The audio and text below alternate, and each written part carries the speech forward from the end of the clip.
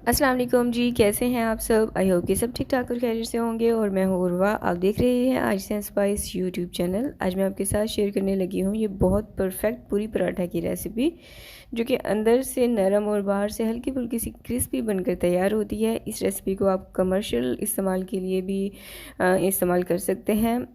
तो रेसिपी को आखिर तक ज़रूर देखिएगा, और अगर आपको थोड़ी सी भी हेल्पफुल लगे तो इसे लाइक ज़रूर कीजिएगा और अपने फ्रेंड्स और फैमिली के साथ शेयर करना मत भूलिएगा। तो टाइम वेस्ट के बिना हम अपनी रेसिपी स्टार्ट करते हैं। सब्सक्राइब करें ice and spice YouTube channel को, साथ में घंटी का बटन प्रेस करके ऑल पे क्लिक करें और पाएँ डेली अपडेट। तो बिस्मिल्लाह करके हम अपनी रेसिपी स्टार्ट करते हैं। सबसे पहले मैं लूँगी यहाँ पर बाउल, और इसमें मैं डाल रही हूँ 2.5 कप मैदे के। आप मैदे की जगह पर घर के आटे का भी इस्तेमाल कर सकते हैं। 1/3 टीस्पून मैंने इसमें शामिल किया है नमक का, और 1 बड़ा खाने का चम्मच मैंने इसमें शामिल किया है खुश्क मिल्क पाउडर का, यानी कि खुश्क दूध का, और 1.5 बड़ा खाने का चम्मच मैंने इसमें शामिल किया है घी का। ठीक है, आप घी की जगह पर मक्खन का भी इस्तेमाल कर सकते हैं। अब इसको अच्छे से आपने मिक्स करना है हाथों की मदद से या फिर मिक्सर की मदद से। अब मैं इसमें शामिल कर रही हूँ पानी। रूम टेम्परेचर पर होना चाहिए, ठंडे पानी का आपने इस्तेमाल नहीं करना है। थोड़ा थोड़ा डालते जाएं और डो गूंथते जाएं। इस बात का आपने ख़ास ख्याल रखना है कि डो आपकी जो है ना तो बहुत ज़्यादा नरम होनी चाहिए यानी कि सॉफ्ट होनी चाहिए, और ना ही बहुत ज़्यादा सख्त होनी चाहिए। तो यहाँ पर डो मैंने गूंद ली है। अब इस पर थोड़ा सा घी लगाकर इसको कवर करके साइड पे रख दूँगी। कवर आपने लाजमी रखना है ताकि इसका जो मॉइस्चर है ना वो ना उड़े। और डो गूंदने के लिए मुझे टोटल 1 कप पानी लगा था। तो यहाँ पर 15 मिनट गुजर चुके हैं। 15 मिनट के बाद आपने डो को इस तरह से सेट कर लेना है। सेट करने के बाद इसको आपने 6 हिस्सों में डिवाइड कर लेना है इक्वल, और इसके बॉल्स बना लेने हैं आपने।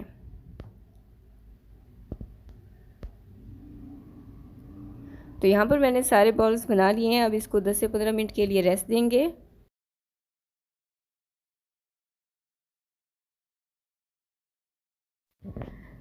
10 मिनट गुजर चुके हैं। अब इसको जो है थोड़ा सा काउंटर पर मैदा डाल देंगे, और इसकी बिल्कुल बारीक आपने रोटी बेल लेनी है।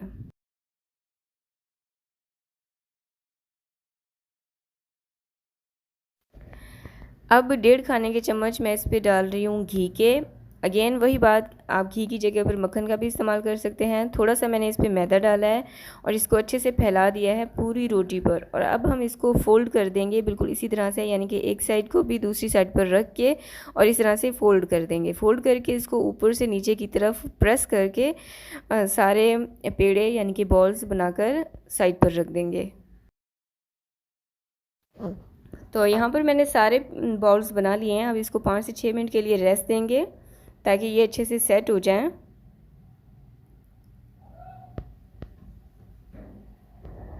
10 मिनट के बाद अब हम अपनी पूरियाँ बनाएंगे, और ये जो पेड़े हैं इनको काउंटर से साइड पर कर दूंगी मैं।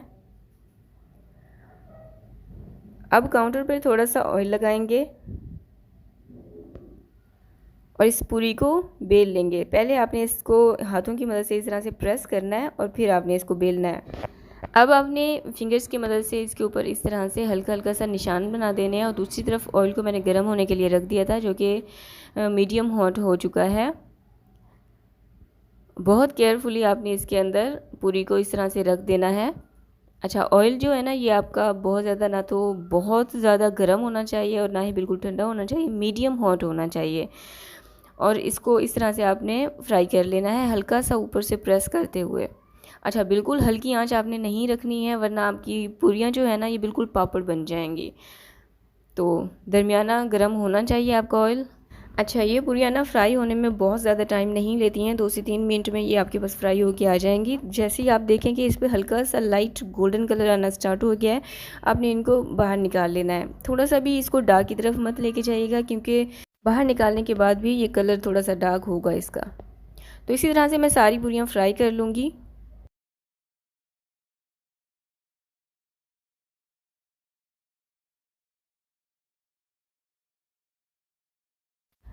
तो तैयार है हमारी पूरी पराठा, मैंने सारी बनाकर तैयार कर ली थी और अभी आप देख सकते हैं कि ये बाहर से हल्की हल्की क्रिस्पी और अंदर से नरम और सॉफ्ट बनकर तैयार हुई हैं।